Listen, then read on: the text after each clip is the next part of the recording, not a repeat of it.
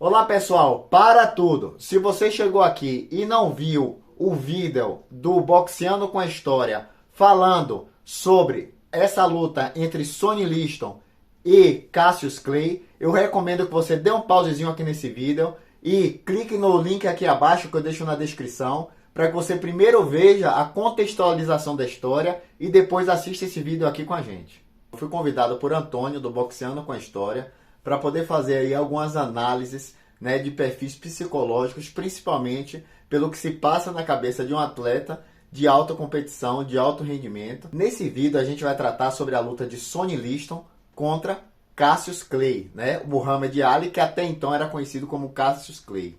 Um jovem de apenas 22 anos, que já tinha sido campeão olímpico e que vinha aí, né, falar com o modo dele falastrão, querendo ganhar o seu espaço no mundo do boxe profissional. Esse vídeo ele vai ser dividido em duas partes. Primeiro a gente vai falar sobre os aspectos de Sonny Liston e depois a gente vai falar sobre a questão do Cassius Clay, ou seja, a visão dos dois atletas sobre uma mesma luta.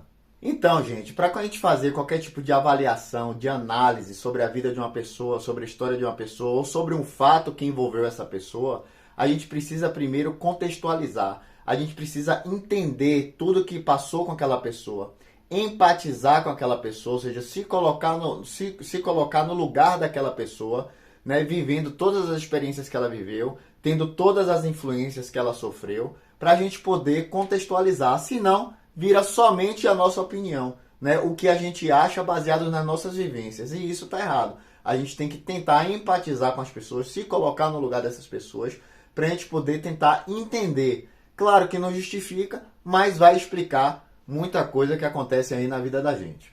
Então, dessa forma, vamos voltar aí para o Arkansas, nos Estados Unidos, em 1932, onde nasce Sonny Liston, né? Em uma família extremamente pobre. Sonny Liston apanhava muito do pai desde pequeno. Ele tinha problemas de aprendizado, então ele era praticamente analfabeto, né? Sofria muito bullying quando ia para a escola, porque ele não conseguia se desenvolver junto com as crianças.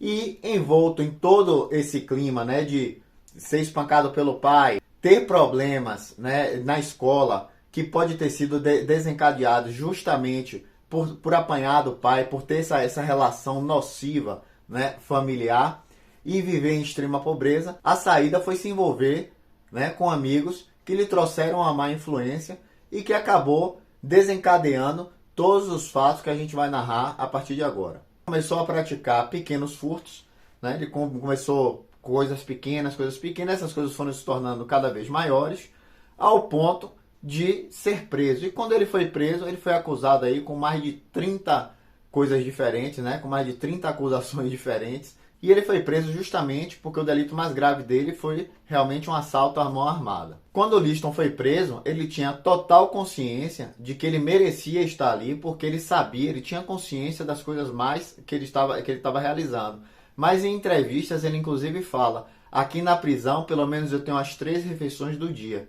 Como o Liston, desde pequeno, ele teve que aprender a se defender nas ruas, na prisão ele se envolvia constantemente em diversos problemas. Até que um dos pastores que estava ali na prisão, que fazia parte do sistema prisional, né, para ajudar a conduzir ali os presos, ele percebeu em Sonny Liston um grande diamante bruto que podia ser moldado para o boxe. E dentro dessa prisão havia um ringue de boxe e havia constantemente torneios entre os presos. E depois de algum tempo de treinamento, Liston começou a se destacar e começou a nocautear todo mundo dentro da prisão. De acordo com sua performance que estava acontecendo dentro da prisão, ou seja, ele estava vencendo todo mundo que botava à frente dele, e devido ao seu bom comportamento, depois que começou a prática do boxe, Liston conseguiu, junto com seu pastor, uma liberdade condicional, e foi aí que ele entrou realmente no mundo do boxe profissional aos 22 anos de idade. Bem, alguns falam que foi 23 anos. A verdade é que nunca ninguém soube exatamente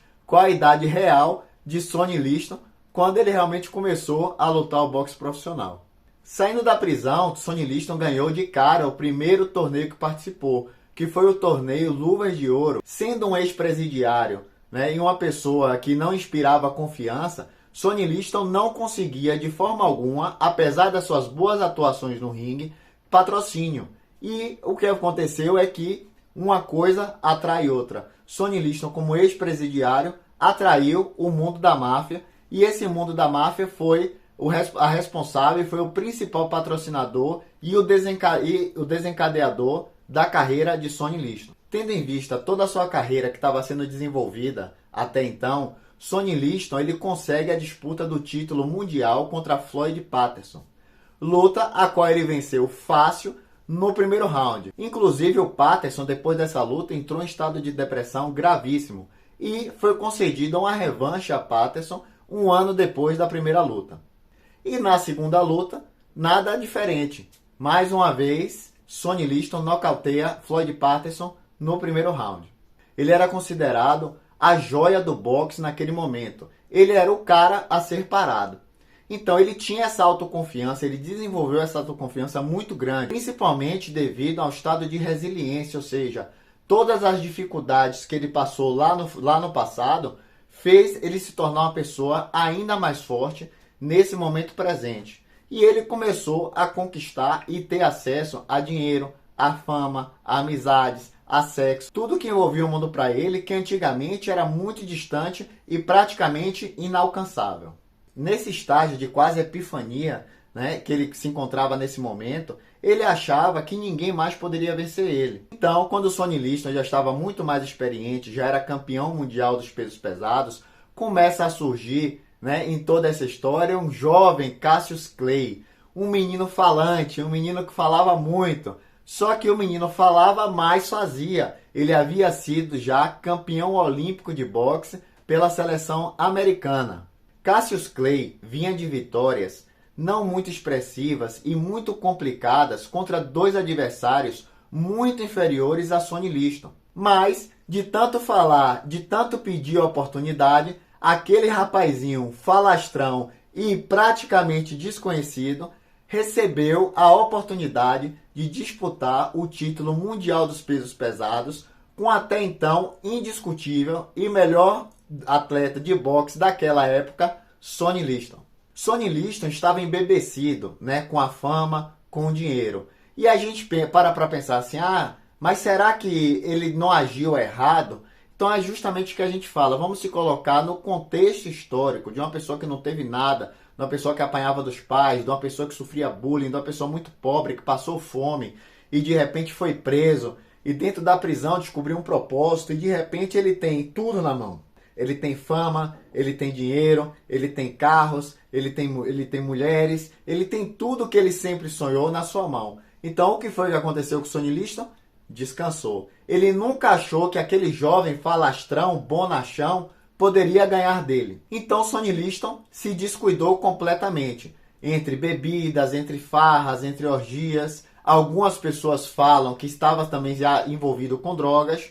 Enfim, ele se descuidou bastante, a ponto de que alguns dos seus sparrings na época, anos depois, confessaram à imprensa que ele realmente só começou a se preparar com apenas um mês antes da luta. Depois vamos falar sobre o lado de Cassius Clay, de como ele conseguiu desestabilizar Sonny Liston. Mas agora a gente está focado em Sonny Liston e a gente está olhando a partir dos seus olhos como ele via o jovem Cassius Clay. Então, um menino que tinha certa qualidade, mas um jovem que ainda não tinha lutado com ninguém importante, contra aquela pessoa muito mais experiente, né? Mais de 10 anos de experiência que Liston tinha, que Cassius Clay na época, e aquele menino que falava demais. E existe aquele ditado, quem fala muito, cachorro que ladra muito, não morde. Mas não só Sonny Liston, praticamente toda a imprensa, 93% da imprensa da época, dava uma vitória fácil para Sonny Liston. Na casa de apostas, era 8-1 para Sonny Liston. Ou seja, se Cassius Clay ganhasse, a pessoa que apostou em Cassius Clay ia ganhar 8 vezes o valor da aposta. Cassius Clay fez de tudo para desestabilizar Sonny Liston, inclusive indo com ônibus na porta da casa dele, né, falando, chamando ele para brigar, dizendo que ele não era ninguém. Começou a apelidar de urso, que era um urso, que era feio, que ele não sabia lutar, né, que ele era muito lento. Então começou a fazer o que hoje a gente conhece como trash talk. E pessoas próximas a Sonny Liston dizia que ele não entendia muito bem o que aquele jovem estava querendo e realmente não o levava a sério.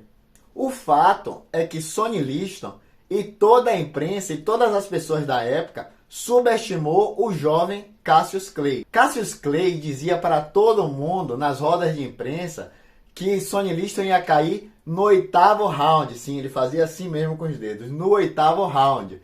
E as pessoas não acreditavam e levavam aquilo na brincadeira. Enquanto Sonny Liston dizia que Cassius Clay não ia passar do 2º round. E o que aconteceu na luta todo mundo já sabe. Do 6º para o 7º round, Sonny Liston não volveu para a luta e Cassius Clay se tornou, pela primeira vez, campeão mundial de boxe. Os promotores da luta, inclusive, não queriam pagar a bolsa para Sonny Liston, alegando que ele havia abandonado a luta. Mas exames posteriores mostraram que realmente ele teve uma lesão grave no seu ombro e que não poderia voltar para aquela luta. O que aconteceu depois já sabe. Nessa época, Cassius Clay mudou o seu nome para Muhammad Ali e nessa segunda luta entre eles, ele aplica o golpe fantasma, que foi apelidado na época, e nocauteia Sonny Liston ainda no 1º round.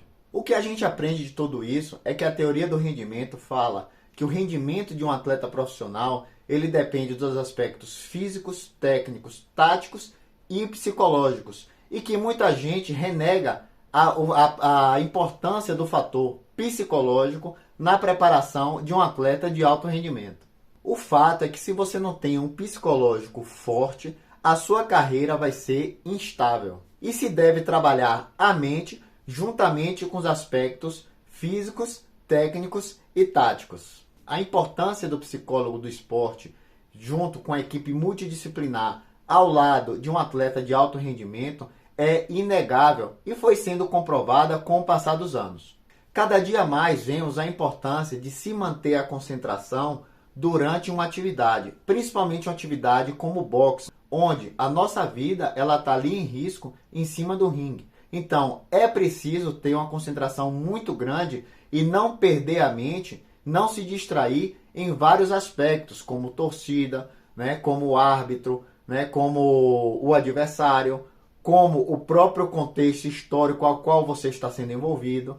Então, é muito importante para o atleta de alto rendimento ele conseguir manter essa concentração pelo maior número de tempo durante a execução da sua atividade. E aí entra questões como o autoconhecimento, que é uma atividade que tem que ser exercida diretamente pelo próprio atleta, mediante as experiências que ele vive em sua vida. Então, muitas vezes a gente vê atletas aí que já têm uma certa idade, mas ele nunca passou por determinadas experiências. Isso é normal, não apenas no esporte, como em nossa vida. Então, a partir de experiências que a gente vai vivendo, a gente vai aprendendo com a situação e a gente vai se moldando. O problema é que existem pessoas que passam pelas experiências, mas não refletem, não interiorizam o acontecimento, o fato que ocorreu, o porquê ocorreu e seguem na vida aí dando tropeços. E é nesse momento que a gente consegue observar a importância de se ter um profissional adequado fazendo parte da sua equipe de treinamento, para observar diversos aspectos como as qualidades volitivas,